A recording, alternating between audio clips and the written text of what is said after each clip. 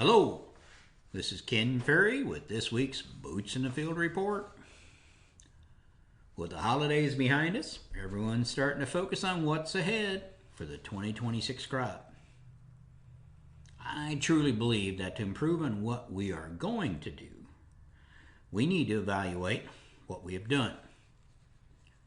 A good evaluation of our existing plan needs to involve actual numbers and less emotion. And this is where calibrated yield monitors come in. Sitting down with your farm crew to evaluate each field, seeing how last year's plan worked out. Looking for answers to both the success and the disappointments of the past year. In many cases, disappointments may carry the answers that are the most needed to improve your operation. Always take each field's growing conditions into consideration.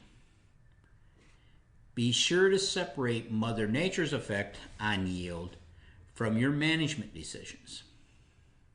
Mother Nature is showing up big time in our field meetings so far. Farms may only be 10 miles apart, but experience a different weather environment. Let me walk you through some examples that we've seen in the yield map meetings already.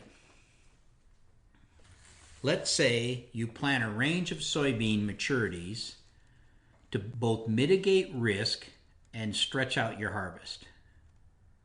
The past few years, the full season beans have done a good job for you in yield,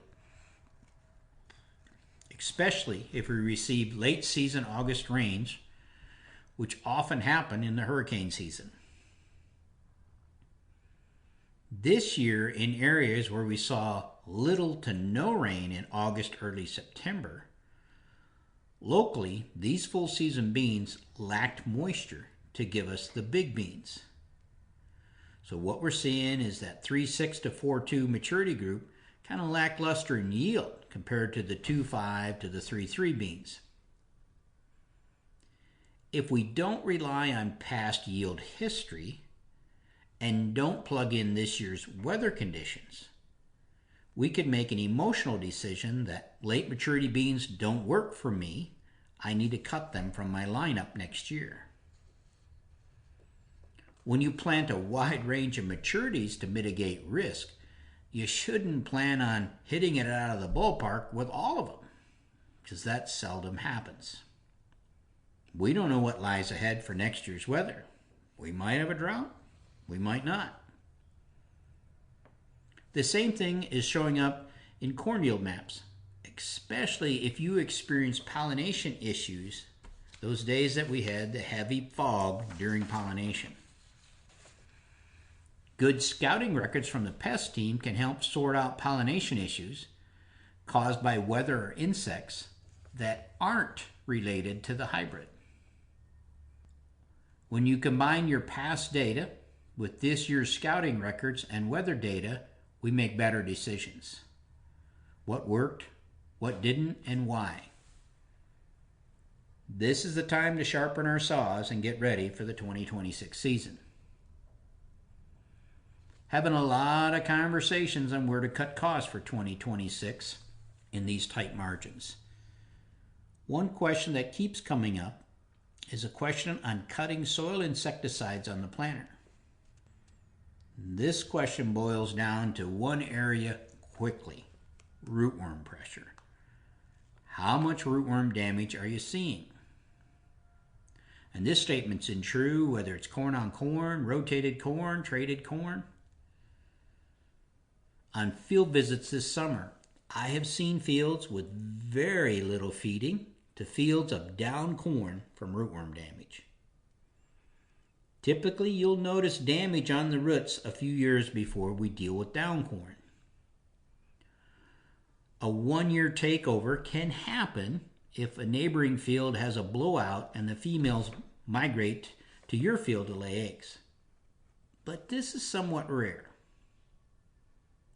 If you're watching root feeding and beetle traps and beetle activity, many times you can see the problem coming.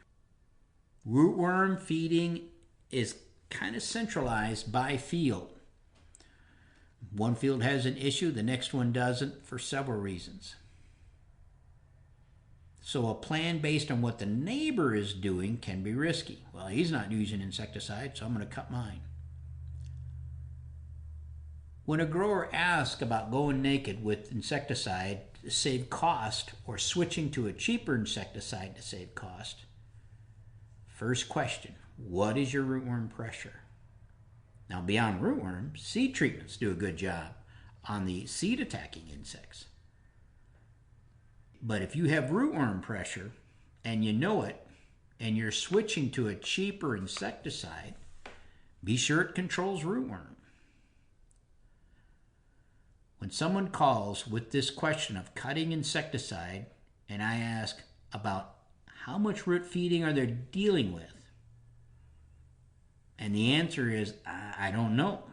Well, for me, this is a tough question to answer, because I've seen the downfields and the harvesting issues and yield loss that comes with that, as well as an increase in northern rootworm pressure here in Illinois. It's hard to say, go ahead, cut the insecticide. Now, if the answer was, yeah, we've dug and done root washes that show very little rootworm feeding as well, and we put in some insecticide plots and I'm seeing little to no response.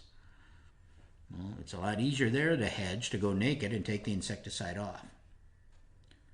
But there's no rescue for rootworm damage. Once the corn goes down, we can't make it stand up. We talk about the importance of a good pest team and a pest boss. This is one of the areas where they can save your operation a lot of money and or hassle. Now, in our winter meetings, we'll present our insecticide plots, looking at the traditional rootworm products as well as the new biological products that are coming on the market or already here. But I can tell you right now, the amount of pressure makes a big difference in the results. If you don't have any pressure, everything works. We'll be covering some questions from Beyond the Basics series next week, so if you have any, be sure you get them sent in. Our virtual college is on the 8th. You can still sign up and watch it at your leisure if you didn't catch it on the 8th. Let's get your yield data turned in if you haven't, so the crew can get the maps ready for your meeting. Anyone who has purchased new ground, talk to your tax advisor about deducting fertility on a Section 180. If that's something you want, the crew here can do that. Just give the office a call or shoot us an email. To stay up to date, check out our website at croptechinc.com and subscribe to our podcast, Boots in the Field Report. Keep her safe, keep her moving.